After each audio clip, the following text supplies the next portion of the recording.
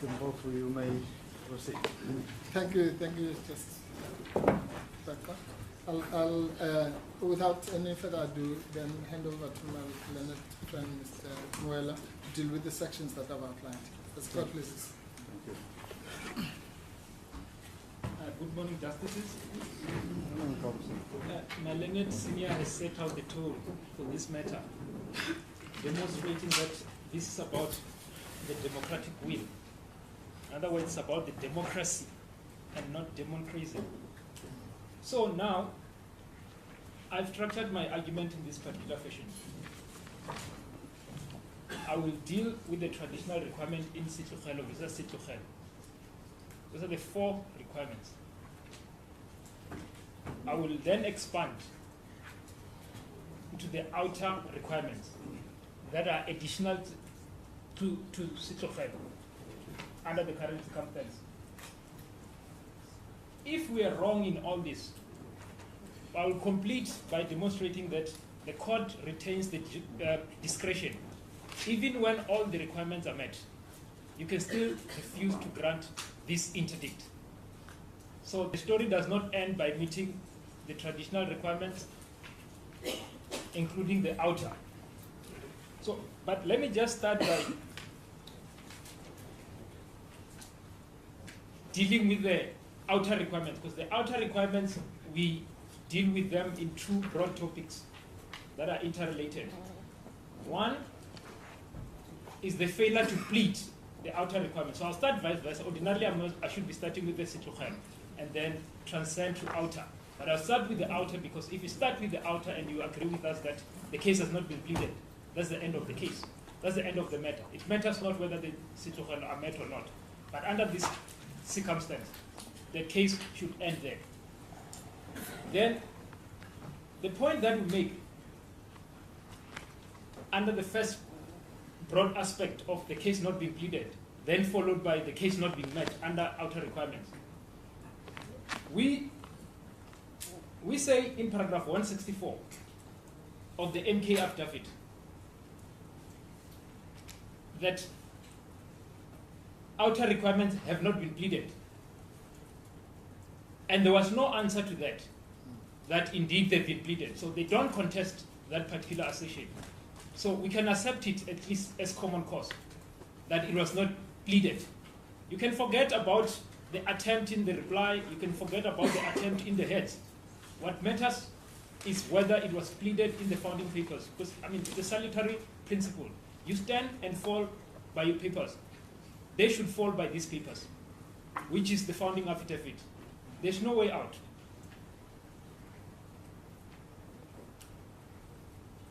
Then, to give context to the importance of them pleading these outer requirements, you will also see in the outer case itself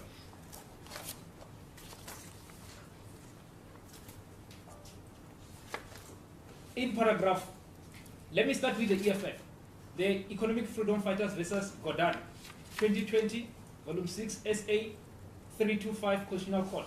That's paragraph 48. So it will give context in failure to make out a case.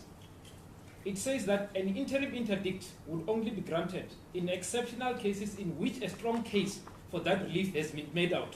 So they must make out that case. And there's no way of making the case without pleading it. So if you don't plead the case, you can't make it.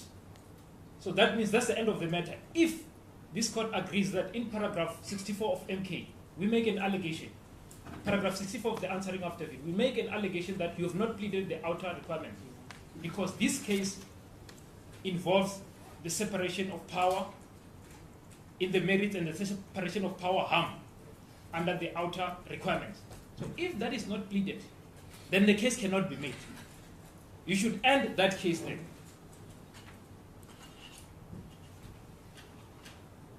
That sentiment was repeated in the outer case itself, in paragraph 71. It says that a court should caution itself not to stall the exercise unless a compelling case has been made out. So I will not belabor that point. I'll then pass to another point. what do you do under the circumstance where a case has not been made out in the papers? You can raise the preliminary point. And from the beginning, this case must not even see the light of day. It must collapse there and then. And you will see that I'll rely on a case that it's not in our head, so I'll try to give full citation. The one that simply supports the proposition that you can raise this as a preliminary point. As I've said that in the outer case, we have two aspects. The one of preliminary point that you fail to plead, so it's a preliminary point. And then the other one, it's merit. You don't meet these requirements of outer. That is a case of Valentino Globe BV versus Phillips and another. 1998, volume 3, SA 775 SCA. That's page 779. It says that, just restating what I've said, there are a number of cases which recognize the right of a respondent, in spite of having filed an answering affidavit, to argue at the outset that the founding affidavit does not make out a case, does not make out a prima facie case for the relief sought. It can't be clearer than that. This is where this case must collapse.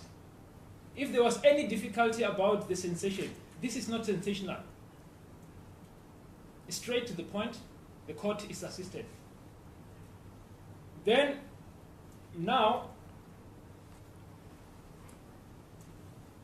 I'll come back to the issue of outer in the requirements. I'll just take it from the Sitlugelo and then finish with it, then I pass my baton to my learned senior. So what you've been told that we don't have to plead the law.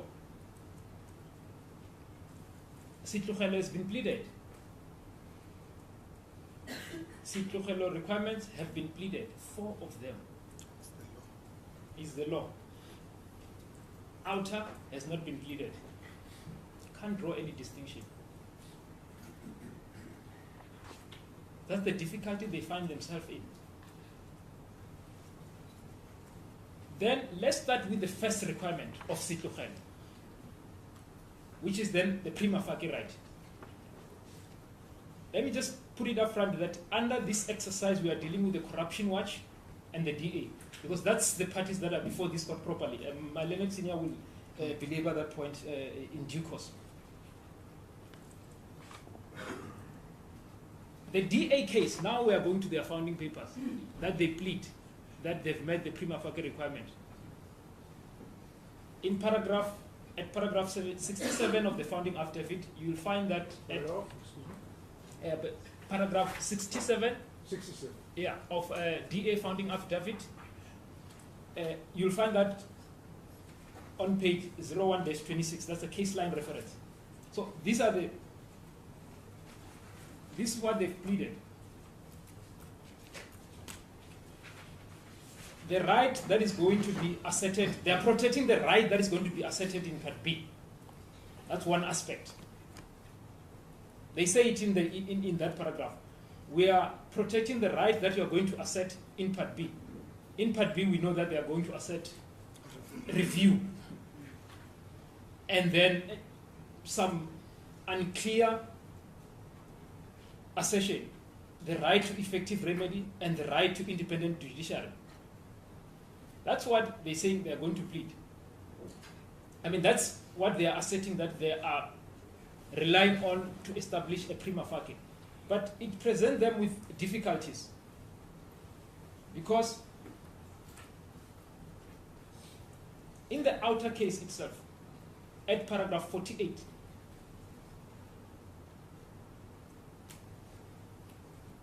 I beg your pardon, that's a wrong reference.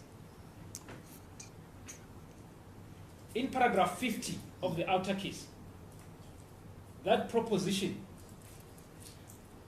was rejected in the sense that you can't rely on a right to review and you assert that that's a prima facie right. That's what outer says. But how do they try to counter that? Because they've realized that there's a problem here. Because that right itself, the Constitutional Court says that no, you can't rely on a right to review. And that was the judgment by Musaneke DCJ, as he then was. Then The counter to that is simple. They say that we have a prospect of success in Part B, therefore it's a prima facie right. That must be done in addition to the right that you are protecting. Sitlogelo case makes it simple. That the right that you are protecting, that you are inviting the court to protect, must be the right that the court must intervene now, not in future. You must protect the right now, that you are saying that if this court does not intervene, I will suffer irreparable harm. That is linked to this right. So you can't plead some other right and the irreparable harm is not connected with this. So all these four requirements, they transcend.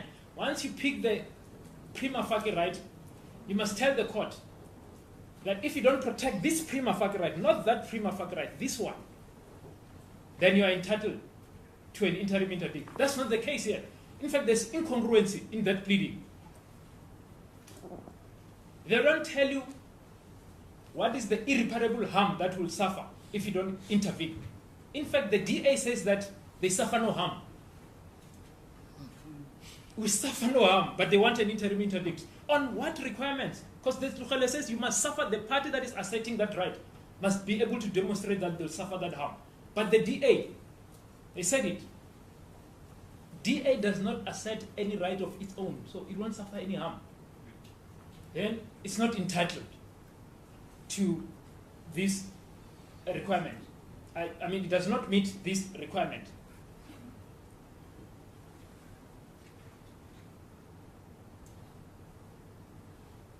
The paragraph that I was, but there's no need to read it, is the paragraph 50. I've dealt with that. Then, other requirements, they are so badly pleaded.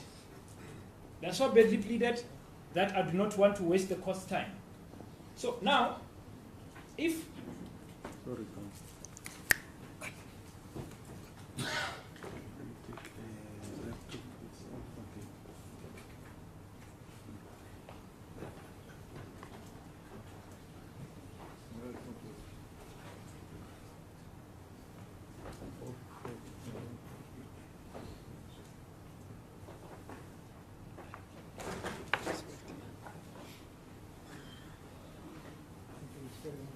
yes, you make. as the court pleases. Then, I just said that other requirements, they are really badly pleaded. Because if there's no harm, that means we can't intervene. If the harm is not suffered by the DA, you'll find that in paragraph 68 of the DA founding affidavit, case line 01-27. That's what they say. I mean, that's the same mistake that Corruption Watch does. At paragraph 91 of Corruption Watch founding affidavit, they said it crudely. We rely on section 33. They were so crude than the DA. The DA obviously tried to play with some fancy words. Corruption Watch said we are relying on section 33. That's what they've said, and the rule of law. 38. Is it 34? I beg your pardon? They used to rely on 34. Their paper says 33. Well, they argue they said 34. I'm not talking about their argument, I'm talking about their papers. So we are They argued they said 34. pleading. I'm talking about what they've pleaded. Okay, When where? they argued that they said 34. Yes. Can we, Let me read paragraph 91.1 of the Corruption Watch founding affidavit under the heading prima facie, and this is what they've said. Firstly, you won't find any 34 in that paragraph. Firstly, section 33 of the Constitution. That's what they are relying on. Section 33 of the Constitution, which provides that everyone has a right to administrative action that is lawful, reasonable. So we can forget about their argument, because you don't plead the case through the arguments, you plead the case through the papers. That's the right they are asserting. They must be found, like I've said, they must stand and fall by their papers. They can't stand by their counsel arguments, not even under oath for that matter. Then they dress it with the principle of legality. So there's no, you can't, this is why you must find that particular aspect. Then, now, I'll then deal with the alternative remedy.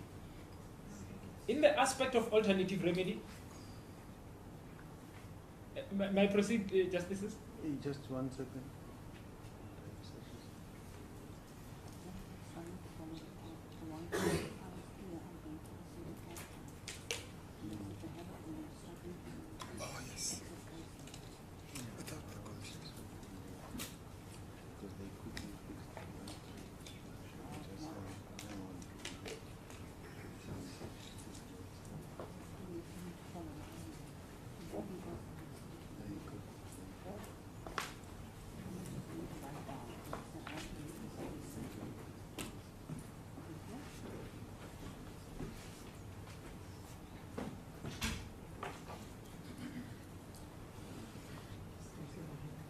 Yes, you can proceed, Council. Thank you, Madam. Then now, I was then jumping to the issue of alternative remedy. Obviously, they simply assert that there won't be any alternative remedy if you don't intervene. But we plead that there are alternative remedies, and we list them. That these are the alternative remedies. You'll find such at paragraph 124 of the MK answering affidavit. That is -06. That is 06-38. That's when we find the suggestive alternative remedy pleaded by MK. So the duty then was triggered for them to reply in the replying affidavit to say that these are not competent remedy. They must tell this court why they are not competent, because MK dealt with that in their answering affidavit. They dealt with what Mr. Masuku also addressed, that you can run for election or sponsor a constitutional amendment. You can seek a review of the relevant established convention in terms of Rule 9 of the National Assembly. You can lodge an interim interdict against the MK or the National, or even the JSC, or you can write a letter to Dr. Slope. So these are alternative remedies. So there was a duty to then say to court that these are not effective remedy. And that has not been pleaded. So I'll just pass that. So now the last requirement of Situkhelo. Are these remedies that can be employed before the next sitting of the JSC? I beg your pardon? Are these remedies that can be employed before the next sitting of the JSC? Yes, you can seek. They're seeking a review now before the sitting of the JSC. Paragraph 124.2 speaks about seeking a review of Rule 9 of the Constitution. No. So it can be done before that. And then 124. That's not my question. Yes, no, I was going to point out that was not the question. Oh, no, I apologize if I missed the question. Can I just get maybe the rephrase of that question? Yes. Yes. My question was, are these remedies that can be employed before the next sitting of the JSC? Because you're suggesting alternative remedies, that there are adequate alternative remedies available in this paragraph. Yes. So go through it and explain to the court why you're saying they can actually employ these ones before the next sitting of the JSC. Going for the elections and so on, as Yeah. you're reading from your paragraph 124. Yes, paragraph 24 says seek. Let me start by just answering. Let me give two answers. One, we are here because it's a review, and that review is happening before the sitting. So, and that's why they are approaching this court at least.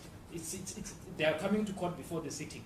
So what we tell them here is the review, that they can still come before the sitting. So there's no special review than the other. They are all review, and they can all happen before the sitting. So that is a simple answer to that.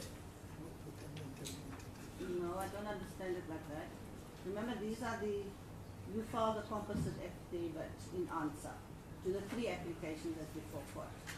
So the requirement in question relates to the 2 applications where they seek an interdict, Yes. an interdict. So the question is, you're saying there are alternative remedies. Because they must persuade the court there's no alternative remedies available to them, and therefore the court should grant the interim interdict. Not so. That's what they accept. So you are saying there are alternative remedies available, and you list them here in paragraph 124. So the That's question is, can they employ these alternative remedies? Can they sponsor a constitutional amendment? This is not before the next sitting of the JSC. Can they seek a review of the established convention in terms of Rule 9 before the next sitting of the JSC? Yes, FAL has done that. They are Can seeking they full lodge- review. Sorry? Can they lodge an interim interdict against MK before the next sitting of the JSC? Yes. So what I'm saying is go through it, and can they actually employ it? That's why I want you to dismiss. Yes, they can actually employ that. And it must be, firstly, let me then say that they must be the one to demonstrate that these remedies are not competent. Because, we are confined to the 4 corners of the pleadings. So if we are saying that this, we were making an assertion, it must be countered in the papers. So they don't counter that. So from that point of view, we must accept that they've accepted them as remedies. Because if they don't say anything, otherwise they would have contested. But just to come to your ladyship's question, the interdict of the National Assembly, remember what they've done, they've tried to circumvent interdicting the National Assembly, but they say that inevitably that's going to be the consequence, that National Assembly will not be able to implement its decision. So we are saying because National Assembly is not interdicted, they could have interdicted the National Assembly. It's an alternative remedy. And I don't think that I must stress it further than that.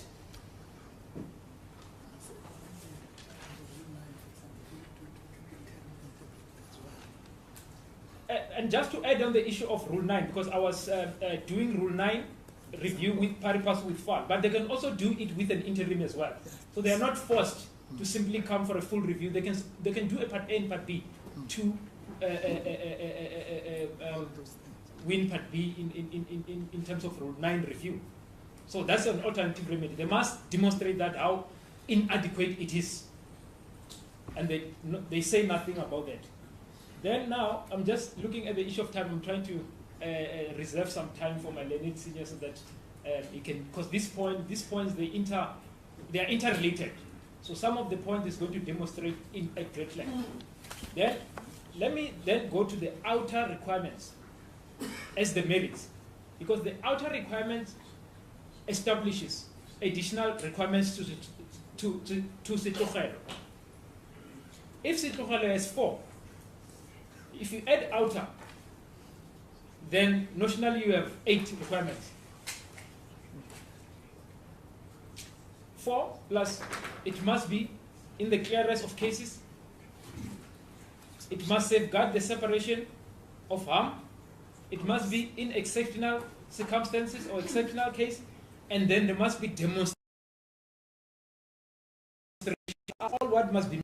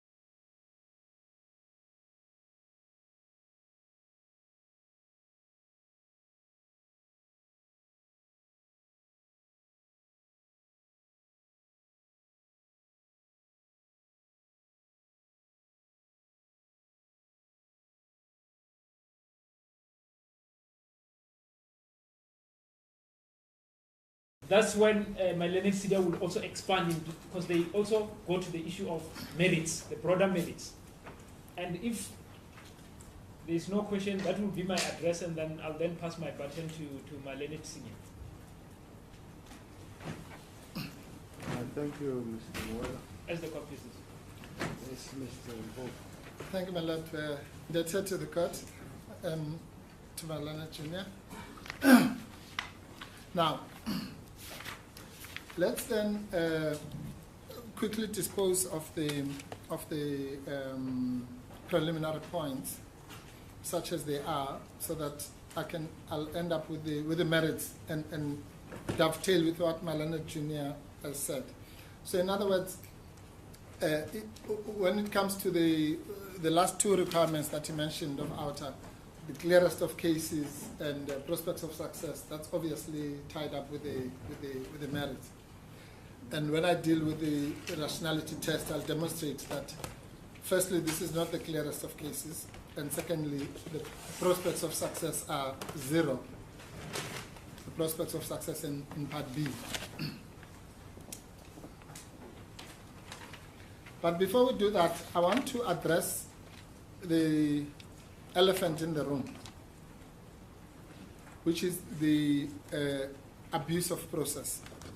And as we set out in our preamble and the introduction, I don't have to cite any authority for this proposition. The court knows that the court is entitled to dismiss the applications purely on the basis of abuse of process.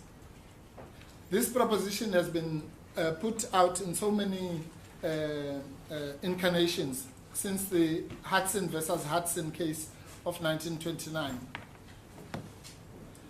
That's the leading case on abuse of process historically. And it has evolved until the recent Constitutional Court case of mineral sands, where all the principles of abuse of process were reaffirmed, including the great exposition in the case of Beinash versus Wixley. And the theme is the same. The theme says that a court should never allow itself, or rather its processes, to be abused for purposes other than what the rules of court were intended for, or the which is the administration of justice. So if I have some political agenda to follow, I must call a rally or something. And you can't use the court to push another purpose, because the rules of the court have been designed for a particular purpose, which is to seek the truth and to pursue justice. And if you use the machinery of the court for another purpose, whatever that purpose is, then your case must be dismissed on that basis alone. And I know that I don't have to belabor that point, because that is special to the presiding judge, Justice Bagwa, because he sat in a case that I was involved in where the court found that there was a basis for that alleged abuse of process, and that was sufficient.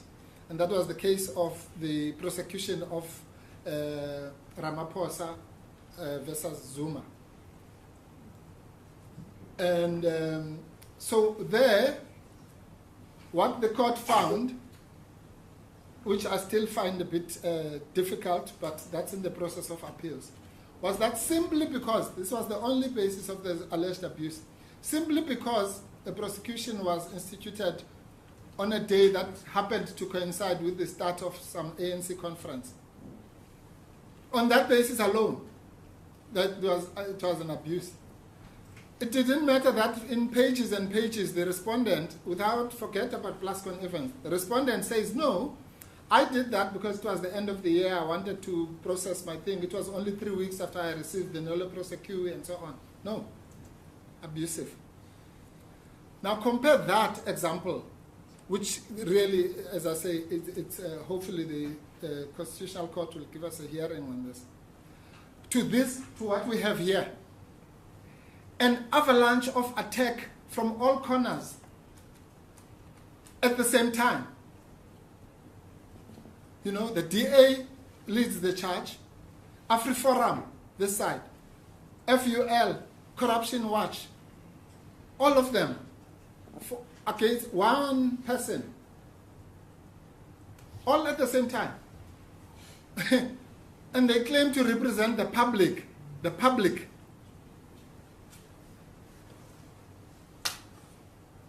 So why is the public, there's one public in South Africa.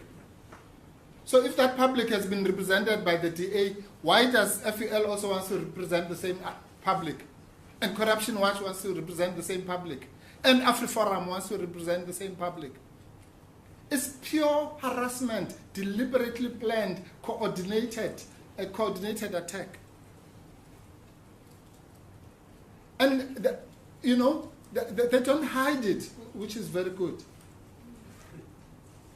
FUL tells you, they say, we are aware of the DA application, but we're bringing our own. Corruption Watch the same, we're bringing. We are even aware of the AfriForum, decides to go to the Constitutional Court. It's a clear strategy to impoverish these respondents, because they must do an answering affidavit this side, and then there's another deadline, then the Constitutional Court, and for what? Just because they lost the vote in the National Assembly. We must bring judges from other provinces and everything. For what? To waste our scarce judicial resources because somebody lost a vote. But, And then we say, I'm sorry, Justice. Before you depart from that, Point, yeah. Mr. Mpofu, does that, well, yes, you are submitting it constitutes abuse, Yeah. but maybe in a more technical way. Yes. Does that exclude their right to act in terms of 38D? No. That's not what I'm saying. Sorry, Justice. No, Yeah. I'm not saying that. Yes. I'm saying they even have a right to act in terms of 38A. Just like Mr. Zuma had the right, nobody, even in your case, you never said he didn't have the right to go to court. No, he did have the right to go to court, but he said in going to court, it was an abuse of the process. So let's not conflate the two things. Nobody, even in all the Hudson, in all those cases, nobody said, no, you shouldn't, you don't have, you are the special person who doesn't have your constitutional right. No. So they do. They do, of course. They have everyone, all of us, you, me, the MP, what you call the thing, SPCA, everyone has a right. Yes, what I am trying to understand is then the abuse lying in the almost simultaneous. Yes, on this aspect. On this aspect, I'm saying yes. As I said, former President Zuma says in his affidavit, they hunt in packs. So it's not some one day, like was suggested yesterday, FUL brought an application, and then, by some coincidence, the DA, no. This is coordinated. They say to you, we're all coming on the same day. And we're aware of the other application. If you're aware of the application, why do you need another application? That's what you must ask in the first place. There's only one job. If he's going to be removed by the DA, he's gone. Why do you want another application? And another one, and another one. So that's a clear strategy, because they have money from the foreign funders that they have. They can do that, but Dr. Klope and MK don't have that kind of money. Yes, I just wanted to understand. Yes, no, I understand the question.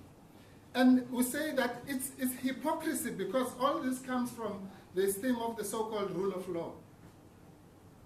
The rule of law is another red herring that gets bandied about. That thing is meaningless. There's no such thing, actually. It should be thrown out of the dustbin. Because apartheid was the rule of law. The Group Areas Act was the rule of law. The Separation of Amenities Act was the rule of law. So there's nothing magical. The rule of law must be good in its own right. We can't just go and fly some flag from racists who tell us about the rule of law.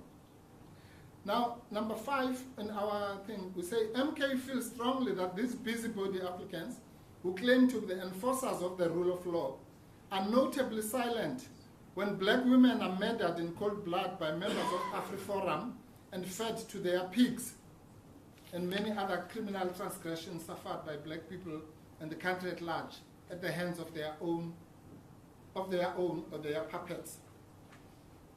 Now, that might sound to be an emotive submission, but it simply says that the court lives here in South Africa. It doesn't come from the sky. We know that there are certain causes that are ignored by these people. And there are certain causes and people who are pursued, as I said, beyond the grave by them.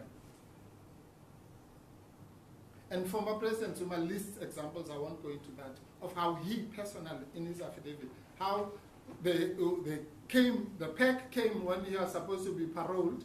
The PEC came when he was bringing another matter in the case at end. The PEC comes whenever these things happen. And it must end here. you know. So the court must not allow its machinery to be used for those kinds of purposes, for political purposes in this case. Just as in the case I was saying, what really the court was saying in the case that Your Lordship was sitting in, was that the process of the court was being used for political purposes, in effect. Forget about the ANC conference and whatever, but in fact it was saying the court process was being used for political purposes. So, and I'm saying this, if that is true, was true in that example, this is 1,000-fold of the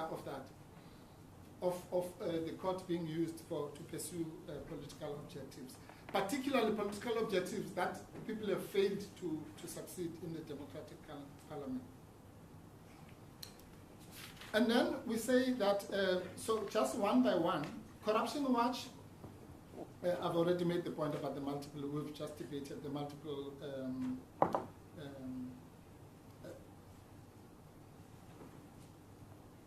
applications. FUL is even worse, because we say their application is clearly not ripe. That's the point I wanted to make yesterday, and I was stopped from making it, and I feel that let me make it now. What we were trying to say yesterday, Justice Park, is that you cannot, and when we do, our objection was that the FUL application does not belong here, and we can't bring that objection later, because it's a point in limine, in the proper sense. In limine is just some fancy Latin. It just means at the threshold. So it must be raised at the beginning, because you need a ruling on that, just like we did with the emperor. And in the case that Justice Collis did, the ZEP case, that's exactly what they did. The whole issue was Part A, Part B, then it says in the judgment. Then the court, it was raised, then the court took a short adjournment, and then it came back, and then it said, okay, we will proceed with Part A. It couldn't have done that at the end. You can only do that at the beginning. And that's why I was distinguishing that point in limine from the other points in limine which could wait, like abuse of process and whatever.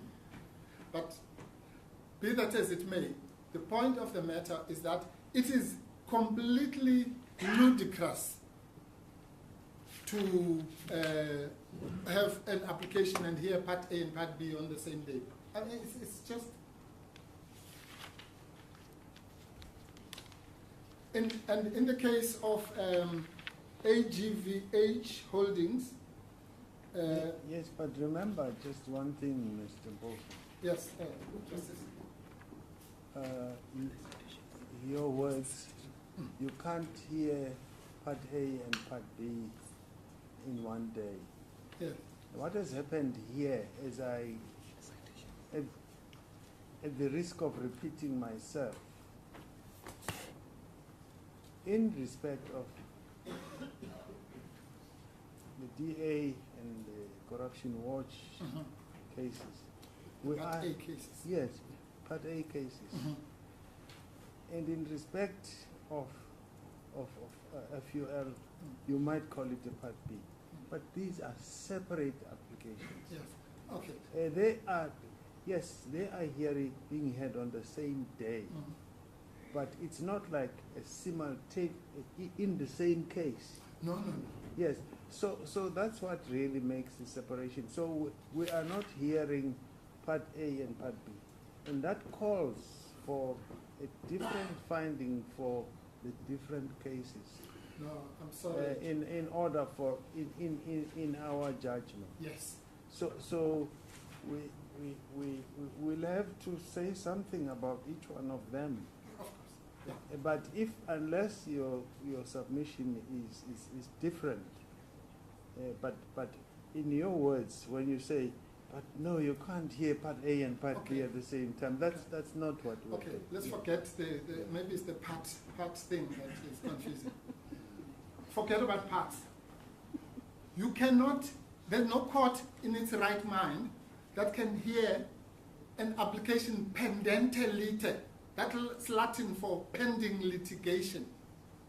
You can't hear an application pendente lite in the lite and the lite itself on the same day. That's this is how it was described by, because I don't want to use words that come from me, Binsward J in this court. In that case of citation? HJVH Holdings, my lady, and versus Steinhoff. It's the Steinhoff, the big Steinhoff cases. It's 872 unreported 8276/2018, and then square brackets 2020 ZAWCHC 46 bracket 4 June 2020. And this is what he said. It does not appear to me, sorry, paragraph 16. It does not appear to me to be in any sense fitting or appropriate for action for interim relief pending the determination of a principal case, whatever you call it, the principal case, to be consolidated with the action in that principal case so that both actions can be determined contemporaneously. Merely stating this proposition shows it to be a nonsense. There cannot be any prospect of interim relief pendente liter being a real issue deserving a court's attention if the case for it is to be decided together with and at the same time as the principal case. Nonsense, he says. So why does he say that? Because by definition, and this is what I wanted to read yesterday morning. By definition, if you say, you see, Justice Parker, your example could work if there was some coincidence of cases. Here they tell you we know that there's a Part A case. Actually, not only do we know, we're asking you to please hear it on the same day. But we're only going to ask for what is the main relief in that. Call it what you like if you don't want to call it Part B. But we're only going to ask for that, the main relief, in other words, the review of the main relief in the DA. But let me just assist the court really with, to cut this to the chase. This application that they say they are aware of the DA says at paragraph 64, and you will find that quoted at 17.3 of our heads. The DA accepts that it will not obtain final relief in Part B before the October interviews. Even if it is able to obtain a determination by this court, any judgment will be appealed, and it is impossible that all appeals will be resolved before 7th October 2024. Impossible. They don't say difficult, unlikely. It's impossible. The DA also accepts that the final relief, you call it what you like, final relief it seeks is of public importance, that the respondents must have a proper opportunity, that's us, to answer it, and that it should not be determined hastily. I never thought I'd praise the DA, but here, they are right. Mr. Mpofu, They are very right, that we must be given an opportunity to deal with, I'm sorry, Justice, to deal with such a matter, and not be slapdashed here and dragged to listen to a presentation of the main presentation. Sorry, Justice. I think one must understand what has happened here. There were the three applications. The deputy or the acting justice president of this division made an order, and apparently by agreement, we were not there. I was there. These three applications be heard simultaneously. And you agreed to that, well knowing that full is asking for final relief and the others for interim relief. Now the proposition is correct, is that it would be wrong to make final relief and simultaneously interim relief, because it cannot work. We'll have to consider that.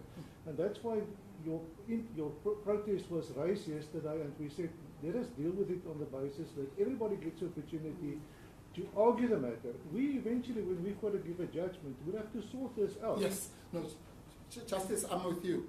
All I'm saying, I'm not, that's what under the bridge, whatever happened yesterday.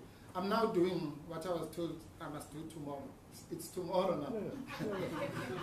So I'm saying that and I take your point, but surely, Justice Tafu, you know, just from your own experience as an acting DJP, that the case management. Now, if I go to case management to your chambers with my learned friend, and I say, we then agree, no, the matter will be heard on Thursday or Tuesday or whatever, it doesn't mean I'm not taking away my right to object, to say this application should not even be here. So we can't, let's not confuse the case management, and I agree that was done and so on to get but it can't take away now our right to object to what has been described by this court, this very court, as a nonsensical approach. And the point, I'm sorry, Justice. We know, for example, that MK hasn't responded paragraph for To the paragraph merits. to Fool's application. Absolutely. We've seen that. Yes. And obviously that is something that will have to be considered by us when we write a judgment yes. here. Absolutely. So I don't think we should carry on with this point any further. We understand the difficulties with this. Fool wants a final order today, whilst the others want interim relief. And we are mindful of that issue. No, Justice, please forgive me. You might be mindful of that. But remember, I'm raising this in the context of abuse of court now. I'm not raising it for these procedural quibbles. I'm saying that to do that knowingly, knowing that it has been described as this, and to persist. You remember what we say in the MK affidavit? We say that we're not going to deal with the full affidavit. We ask for them to withdraw it, failing which we will do what I'm doing now. Point it out to be an abuse and ask for punitive costs. And they failed to withdraw it. That was friendly fire. We accept. Yes, we were what saying yes. Yeah. So I'm raising it only in that context, but I take the point. I'm sure the court, even the questions you asked from my colleagues, I know the court is alive to this issue. So I'm not raising it from that point of view. And what I really want to emphasize is the fact that they say we are aware that there's a DA application. The DA application says we must be given proper time if we're going to deal with these complex times. But they say, no, we're going to court anyway. That's abuse of us. If the court wants to be abused, that's fine. But we don't want to. We don't want to be abused like that. We don't want to be abused either. Thank you. I would have thought so. But I just have to speak for this side of the table.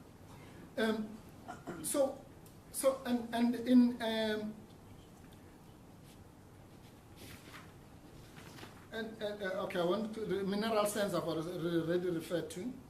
The DA, I've already said how they abused, because they are the worst abusers, because they were in parliament.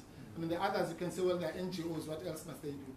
But those ones were in parliament and then come and want to abuse the court to be, as I say, it's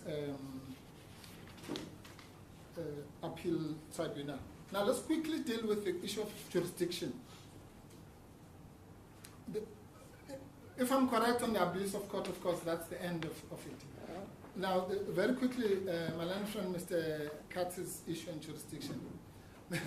Mr. Katz said he was in a lonely place. Just because one point in a matter, everyone is against him. Well, he must try and trade places with me. Well, that's what I do for a living, to be lambasted and vilified for representing people. So I don't have much sympathy with him. Now, the only reason that we part ways with Mr. Katz on the jurisdiction is simply the following. And I had a debate with him after court. Mr. Katz is, if the trust of this case was the designation in 178(1)H per se, then Mr. Katz would be correct. In other words, if the crux of the attack, I know that 178 features strongly, and I'll deal with it. But how the applicants have pleaded the constitutional obligation issue is that they have based it on section 165.4 and 165.3, I think. So they're saying Parliament failed in its obligation to uphold the independence of the judiciary. That's really the crux of the obligation attack.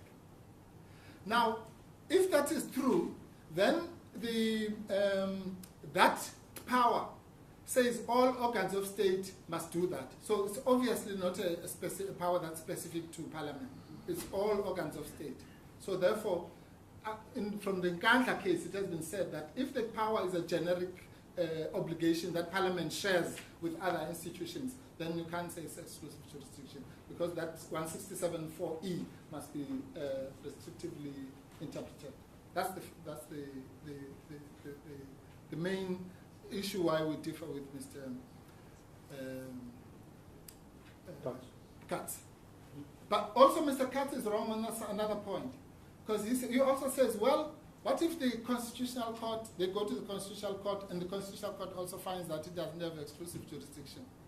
But as we all know, in the Constitutional Court, there's another route to get in. If you don't have jurisdiction, exclusive jurisdiction, you can get in through direct access. So that wouldn't be such a crisis either, because in any event, it has been pleaded by AfriForum, I think, as an alternative. So that's why we say this court has jurisdiction. Apart from that, and let me dispose of another easy issue, PAJA. We also say PAJA doesn't apply.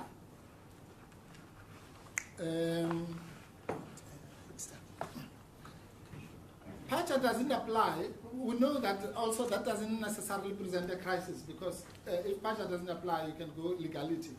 But it's important for the purposes of this case to make it clear that PAJA doesn't apply. And Mr. Trengove gave us the definition of PAJA, but he fell short of one aspect. We base this, there are many reasons why PAJA doesn't apply, including the fact that the DA is not asserting a right and so on. I don't want to go into those esoteric reasons. I want to just deal with it at the level of the exclusions. PAJA says that in section 1,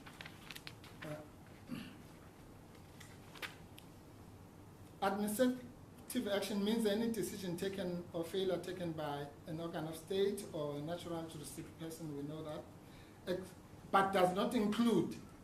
And Mr. Trengove dealt with the first exclusion with his, the legislative functions of Parliament, a provincial legislature or a municipal council. And he says, no, these are not legislative functions. But that's wrong. Legislative functions doesn't mean just creating legislation. It means the legislative function that's been defined in the Fed showcase means that the businesses of Parliament acting as a deliberative body. I'm just paraphrasing the phrase. And in this case, Parliament, clearly we've seen from Hansard, was exercising its powers as a legislative body and a deliberative body. So we say that's a first exclusion.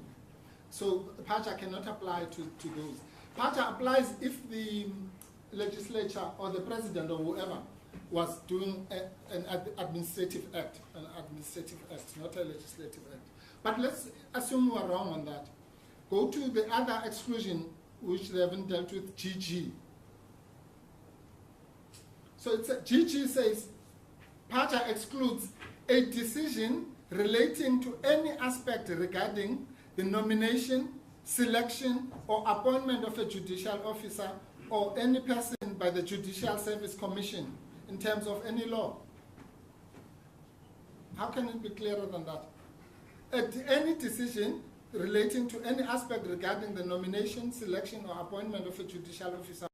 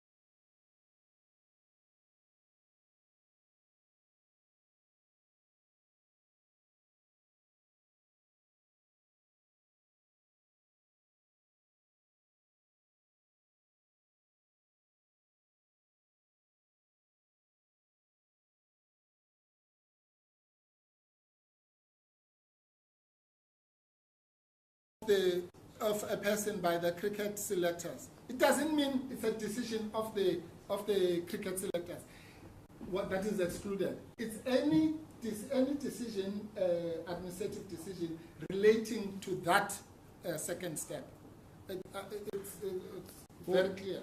Who is the decider in this GG subsection? It could be any. In this case, let's make it concrete. Yes. It's the NA, National Assembly. So the National Assembly takes a decision that relates to any aspect regarding the nomination or selection or appointment of a person by the JSC. Okay. Yes. So that's what it means. Mr. Mpofu, you have highlighted that, so I don't think we need to. Yeah, the judges, I think yes. No, there's no point, yes. I think in good time, the judges will engage with the GG. Section 1, GG. That's all. And it's explained in Hoekstra, it's explained somewhere in the text, that exclusion. Yes. Right. So it's excluded by, is it DD, the first one, DD and GG, I think. This is not a part thing. But as I say, that doesn't help us much because legality, yes, as we know, applies. Indeed. Now, which then takes us to the crux of the case. And that is this. And again, I must, at the risk of repetition, say that I'm doing this for the purposes of the so-called judicial peak. Because you are not seized now, unless if you want to entertain the FUL application. You are not seized, at least from the CW and DA.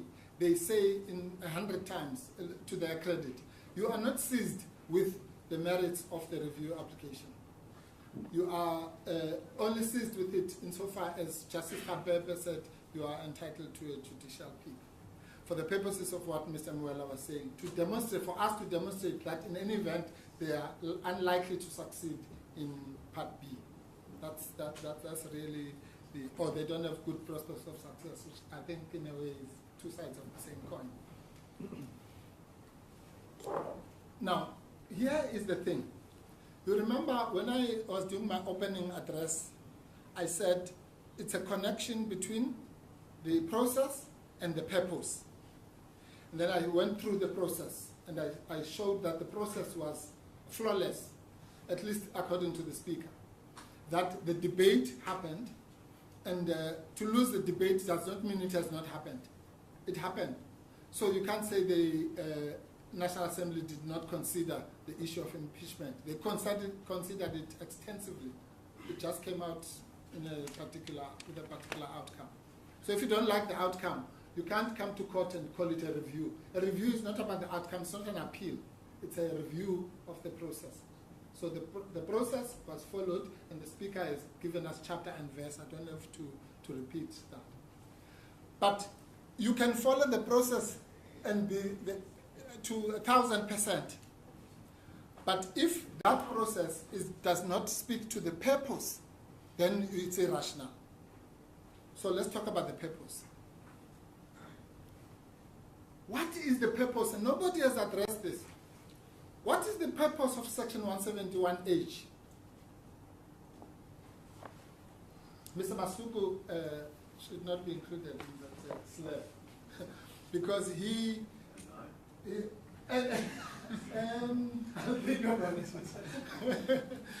I think Mr. Trenkov as well also touched on it wrongly, of course. But on a more serious note, the purpose of is not any of these things. Mr. Masuku correctly says that so Section 170A, the composition of the JSC, must be seen as a very carefully crafted piece of work. I must say, this case actually, Mr. Masuku and I sat in the JSC for many years, but this case has allowed me to actually see things that I couldn't even see. For example, the fact that those 6 persons, it has been carefully crafted so that the 6 persons are at a minimum 3 of the ruling party and 3 opposition. That's not a coincidence. So when 178(1)H says 6 members of parliament, at least 3 of whom must be members of the opposition, it means they must go there as 50-50. It's a deliberate purpose. Why? Because it wants to accentuate the value in section 1D of the Constitution, multi-party democracy. That's what it is. Otherwise, opposition parties would never see the light of day because they would always be outvoted. So it's constitutionally entrenched that you have to include opposition people. But the other thing that most people miss is the word "at least." So everyone says, no, you must have 3-3. No, that's not what it says. It says at least, that means a minimum of 3 must be opposition. What does that mean? It means all 6 could be opposition. But all 6 can never be ruling party.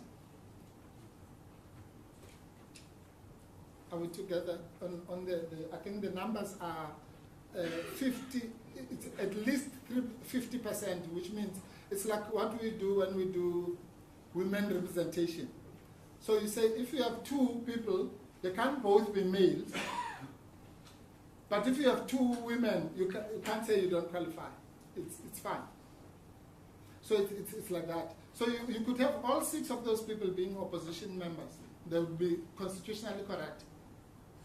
But the minute you have 4 of them coming from the ruling bloc, you are in breach of the Constitution. So that's what Chaskas and Jay explained this in 2002 in the case of Van Rooyen and others versus the state and others. 2002, bracket 5, SA 246, Constitutional Court at paragraph 42. He said the purpose of the section, he described the purpose of the section, sorry, those are my words, as providing, quote, for opposition parties to have equal say with the governing party for nomination from the National Assembly. In other words, a minimum of equal say, as I've described. The removal, as it is being sought here, of Dr. Hlophe will defeat that purpose. His designation as a leader of the opposition, Nohal, fulfills that constitutional purpose.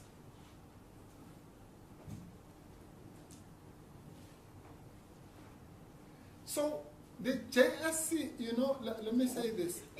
The JSC and this part has always fascinated me. If the JSC was not, if it was constituted in terms of legislation, it would be unconstitutional.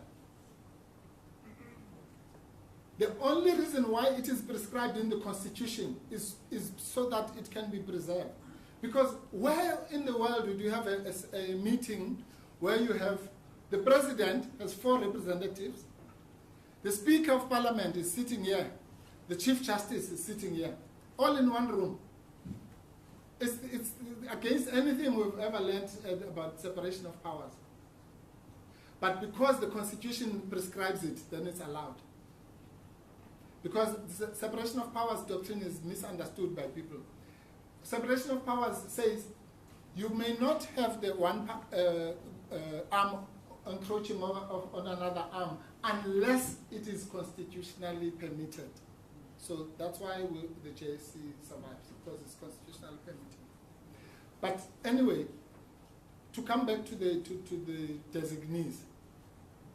Now, if you take one, it's like a puzzle or a house of cards. Now you take Dr. Hlophe, the entire thing collapses. It's not just those 6, because that thing has been carefully balanced in a particular way. If you take one cog, it collapses to nothing. So it's not as simple as the DA and Corruption Watch and FUL say, that, oh, you can replace Dr. Hlobe. How are you going to do that? There's no mechanism. The NA is functus officio. It's done. I think my learned friend, Mr. Jamie, put it nicely. He said it's done and dusted. That process of nomination in the National Assembly. And then the next thing will be the absurdity that Mr. Masuku was pointing us to. You can remit, as Mr. Trenkov was saying, and then it will go back to the National Assembly, and MK has said under oath that they will not put another person. So we must read that to mean that they will still nominate Dr. Hlobe. And then what? We must come here again, then toing and froing. So but even that is hypothetical because there's no process like that is allowed. You remember, I can't remember one of the categories where it provides for alternates, but not in this category of the NA. Yeah. There's another section where it says if so-and-so, I think it's the JPs, if so-and-so is not available, then they can send an alternate. So that's the first thing. The other red herring is this thing of, as I say, okay, I've already made that point, but let me just say that. And I want to save time. The dictionary meaning of the word considering. Considering means debating, taking into account, and we know those kinds of synonyms and phrases. Debating, taking into account, now, and as I've already said, I don't want to belabor this submission.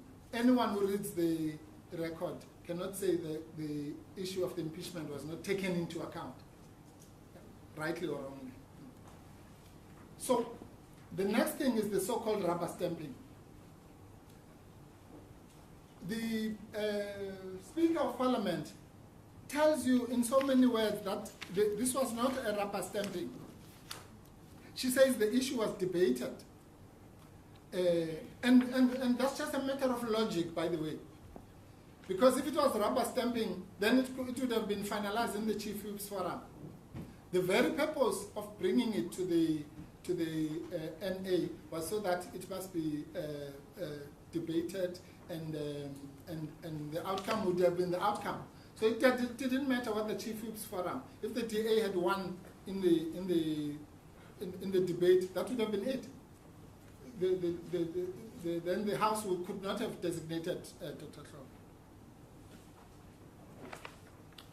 What has been the response to the DA on the allegation that debate took place? Has it not been that we followed convention? No. Yes, thank you. No. That's a big mistake. It is true, Justice Bakwa, that I think it was Honorable Zungula from the ATM and somebody from Al Jamaa. It is true that one or two of the speakers said, look, we have a convention and we must just follow the convention. But it's false to suggest that that's all that happened. Many people, including DA people and other people, referred specifically to the issue of impeachment and said, okay, we're here now. We know about the convention. It's all very well. But we're now in this unprecedented situation. And even Mr. Swart, who's a lawyer, by the way, from the ACDP, said, we cannot support this. But in the same breath, and I think Mr. Vessels as well, in the same breath they said, but there's no legal impediment to it. There's a lacuna. That's the kind of debate that was being had. Mr. Maimana says we must attend to this lacuna and we must put the rules in place and so on and so on. So it's just distinctly, it's a lie, to put it bluntly, to say that the impeachment issue was not considered, or that there was a slavish adherence to the convention. The convention, yes, was invoked by some of the people, but the others were decrying the lacuna, which is true. There is a lacuna if you want to look at it like that. I mean, our version is that there's no lacuna. The law is very clear, and I'm going to come to that now. The law is clear because what are the qualification criteria? The qualification criteria are two. You must be a member of parliament and you must be a member of the opposition in the context of this case. Now that's not, so it's not true to say there are no qualification criteria. And those qualification criteria, by the way, are very stringent because they are contained in section 47 of the Constitution and 48. There are at least 6 criteria that you must meet before you are a member of the House. That's why former President Zuma is not a member. Because in 47E, it says that you cannot be a member if, one, if you are not a citizen of South Africa, that's the first part. If you work for the state, you are in the service of the state. If you are a permanent delegate or something like that. If you are an unrehabilitated insolvent. If you are declared of unsound mind. If you have been sentenced, if you have been convicted for an offense and sentenced to more than 12 months and 5 years have not expired. And of course, the last one is in section 48. If you haven't taken the oath, the prescribed oath. So if you read section 47 and 48, it gives you the, so those are the qualification criteria. And that goes to the point that we make, that was made, I think, by Mr. Muela in the context of the requirements. That there's an integral problem here. So you can't say that I accept his membership as a member of parliament. I accept that. So the DA should have challenged his membership as a member of parliament. They didn't. They should also have challenged, as soon as it became clear that after his swearing in, he's being nominated for the JSC. They could have come to court and say, we hear that some illegality is going to happen, interdict it. They didn't. They could have interdicted the sitting of the 9th. They didn't. They waited until they lose the vote. So they could have said, oh, we now there's a sitting that the speaker is insisting on putting this thing on the table, and it's, please court assist us. They didn't. And we know that if they had won the vote, they would have come in. So the process that was followed is perfectly aligned to the purpose, which is what I've described, which is to get that 50-50 minimum and so on. So in legal terms, it might be, if we talk in the taxi rank, say, oh, that's strange or whatever. But irrational in the legal sense, it's not irrational because the process is directly linked to the purpose. That's all the law wants. And you don't do what Justice Chap, Justice Bakwa, and I'm accepting that in the spirit of engagement, was saying to one of my learned friends, well, why didn't the speaker, or maybe it was my learned friend, Ms. Hassim, why didn't the speaker do this or do that and so on? That's fine for purposes of debate, but that doesn't enter into the test. Because we were warned about that approach a long time ago in Pharmaceutical Manufacturers Association of South Africa, where it was said by, I think, Chaskalson McCain, Jay, the court cannot or should not substitute their opinions as to what is appropriate for the opinions of those in whom the power has been vested. Let me repeat that. The courts cannot and should not substitute their opinions as to what is appropriate for the opinions of those in whom the power has been vested. As long as the purpose sought to be achieved by the exercise of public power is within the authority of the functionary and as long as the functionary's decision, viewed objectively, is rational, a court cannot interfere with the decision simply because it disagrees with it or considers that the power was exercised inappropriately. That's not the function of the court. Because to do that would be to flout every rule of separation of powers. So it's not your job to say, I'm not comfortable with Dr. Khope sitting there. Well, some, as Mr. Basuk said, some are comfortable, some are not comfortable. It doesn't matter.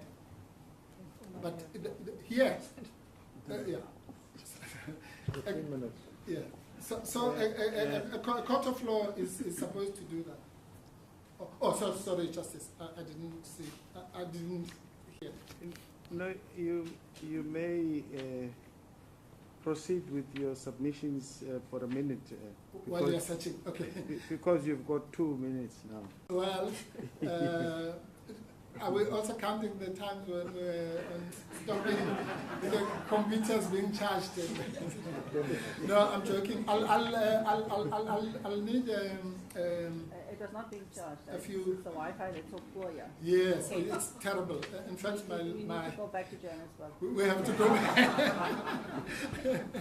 to the land of gold. Yes. Now, Justice Park, I am going to ask for more time, even without borrowing from that, just to wrap up some of these points, as far as the court is prepared to accommodate. Now, the point I was making, Justice Park, is that is again a misunderstanding. There are two misunderstandings that are often made by some of the lower courts here. It is this not heeding this warning in pharmaceutical, number one, but also not recognizing the difference between a review and an appeal. Because a review is not about the correctness of the decision. If it was an appeal, we could come here and say, no, surely it's wrong to have Dr. Khope and so on. No, this is a review. A review is about the process. Your job as judges is to say, was the process followed? Was it aligned to the purpose? Yes or no? Do we like the outcome? That doesn't matter. Yes, you are quite right, Mr. Khope. I'm not sure that there is a dispute about your about the text. No, I'm not. I'm just emphasizing. But maybe I just wanted to, in the context of what you are saying, refer you to 165.4 yes. of the Constitution. Yes. Which I'm sure all around this table are aware familiar of. with it. Yes. But for the sake of emphasis, just read it. Organs of state, through legislative and other measures, must assist and protect the courts to ensure the independence, impartiality, dignity, accessibility, and effectiveness of the court. Yes. Now, and this is not what the court wants to say. Yes. But that's what the applicants are saying. Absolutely, I get that was not sufficiently paid attention to, for want of a better word, during the debate that we are talking about in the assembly.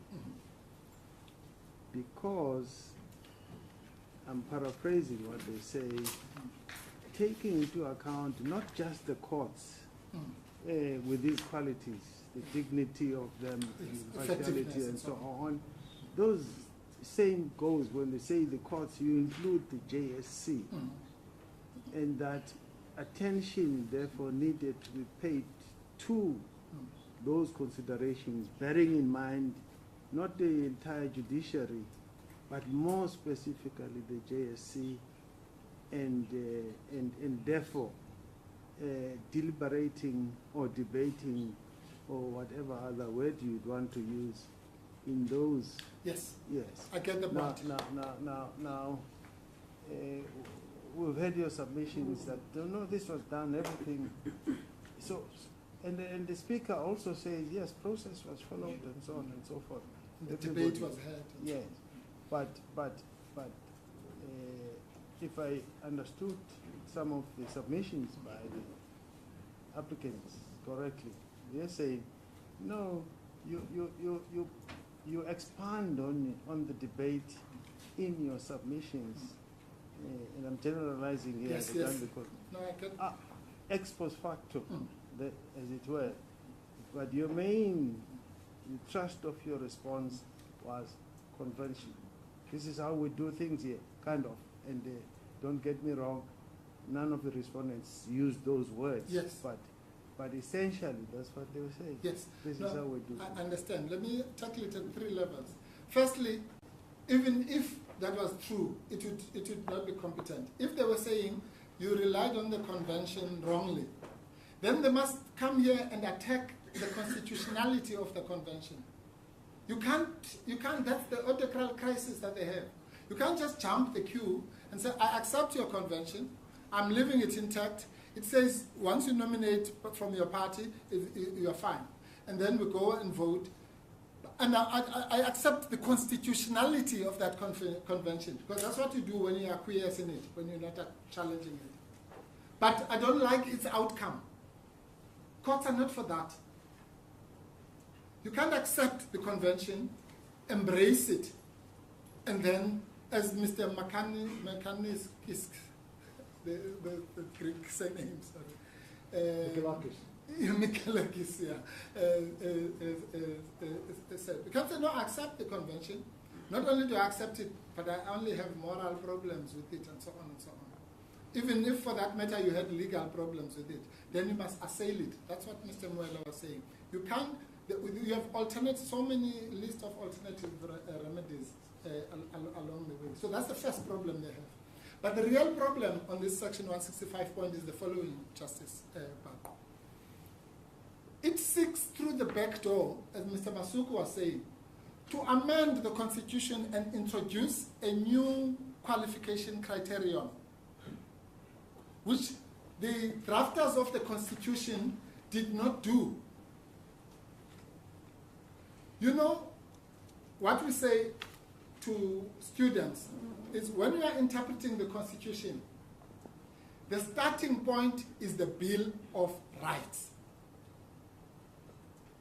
If you make that mistake of not starting with the Bill of Rights, you 100% you're going to go wrong.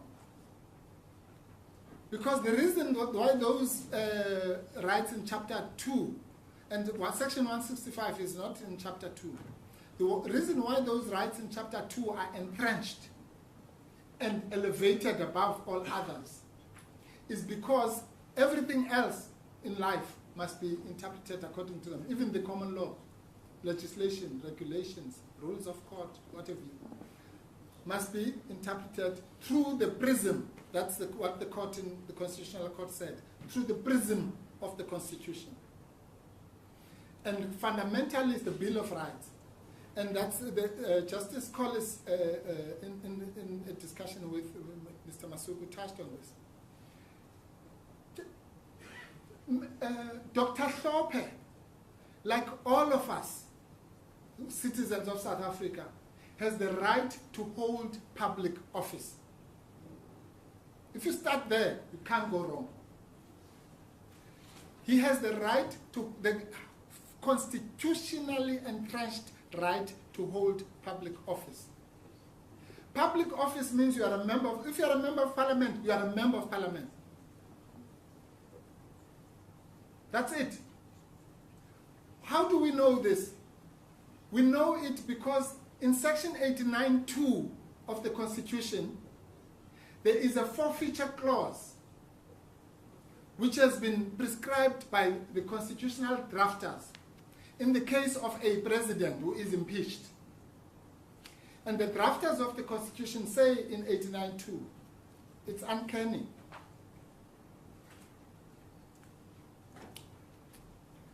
They say you can be impeached for this, that, and the other.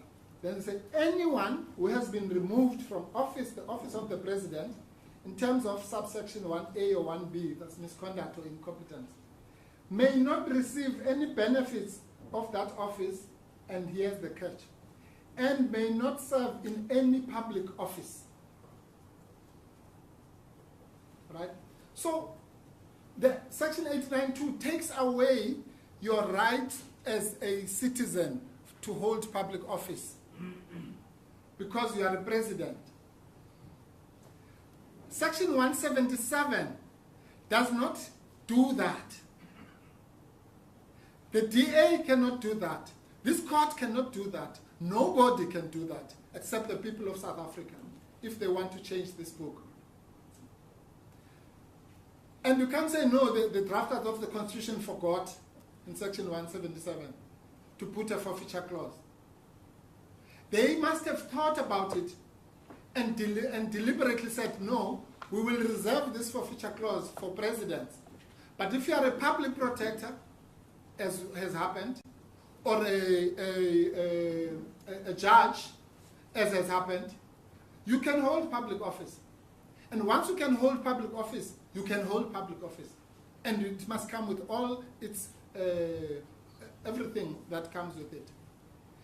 So this court is being asked to do the most ridiculous thing, which is to fashion a constitutional amendment that introduces a forfeiture clause where the constitutional drafters decided they should not have one. You cannot do that. And that then takes us to your question, Justice Barco. So 165 as a whole is about the judiciary.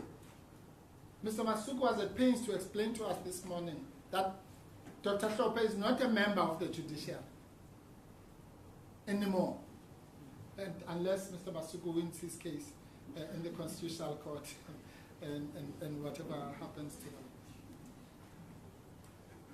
So that section is just being abused, well, not abused, misapplied. Let me not be harsh to them. It's being misapplied. 165.4 is not any of these things that are being bandied about here. It simply says organs of state through legislative and other measures. Let's just pause there, for example. There's another absurdity. So when they want to apply PAJA, they say it's not legislative measures to the designation. But now, this 165.4 says through legislative and other measures. So suddenly now it fits, but let's put that aside. Must assist and protect the courts to ensure the independence, impartiality, dignity, accessibility, and effectiveness of the court. What does that mean? It means, and it has been applied by our court, organs of state, it's like saying we expect more from you because you are organs of state, you are our family. Organs of state, for example, that thing is about contempt of court and those kinds of things. So if an organ of state is being told, you may not issue this tender, or you must withdraw it, unlike some of us might want to dodge that, but the organ of state is expected to assist the courts in their dignity and their effectiveness by implementing their outcomes and that kind of thing. And so you can't turn a section in the rest of the Constitution and want to elevate it as if it's a fundamental Chapter 2 right. It's not. In fact, Justice Madlanga, in the case, I think it was New Nation. Well, without interrupting you, Parliament is an organ of state. Yeah. Yeah. So why turn anything? Nothing is being turned. It's just being applied and referred to as a section that applies to Parliament. No, Justice. I think maybe we're talking at cross purposes. Section, okay, the case is called New Nation. It's fine. It's one of our cases. Because of time, I'll yes, time is. Yes. In New Nation, at paragraph 99 of New Nation, Madlanga J says that, and he's talking about this very right, the right to hold public office, and that was repeated by Kolapen J in the other case, the more recent one. The right to hold office is sacrosanct in its own right. We all know the history of South Africa, people not having the right to vote and to stand for office and so on. And it says one of the mistakes you cannot make, I think in that case it was section 157, says you can't interpret section 157, one of the, yes, it was 157, thanks. He says, viewed with this background in mind, section 157.2 does not contradict section 19.3b, which is the one we're talking about, the right to hold public office. In that context, and that's what I'm saying, Justice, sorry, sir, you know where I'm going with this. I'm saying section 165 cannot be interpreted to defeat the purposes of 19.3b. And it says, in that context, section 19, which is the primary source of people's political rights, continues to be the fundamental norm on them, right? Not section 157.2, which is tailor-made for municipal elections. So you can read there, not section 165.4, which is tailor-made for the judicial. I'm just cutting and pasting. The normative force of section 19 continues to apply in every instance where the Constitution has not specified a system of representation different to what section 19 requires. Therefore, and here's the punch, in the election of members of the National Assembly and provincial legislatures, the normative system the Bill of Rights itself creates in section 19 must apply. It must not be derailed or diverted by provisions specially created for municipalities under 157. And again, you can paste there.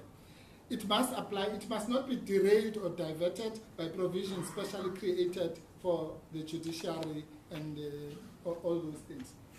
The sum total is very simple. A normal constitutional provision, which is not in the Bill of Rights, cannot be interpreted in such a way that it defeats the Bill of Rights, a provision of the Bill of Rights. So it can, section 165, you can interpret it as much as you like the whole day, but it can never be used to take away Dr. Hlophe's rights in 19.3b to stand for public office and then be treated like any other person. That's what it says. The starting point is always the Bill of Rights. And then you can go to all these other let me just wrap up. Please, we have reached lunchtime. Yes, thank you, Justice. I'll just go through.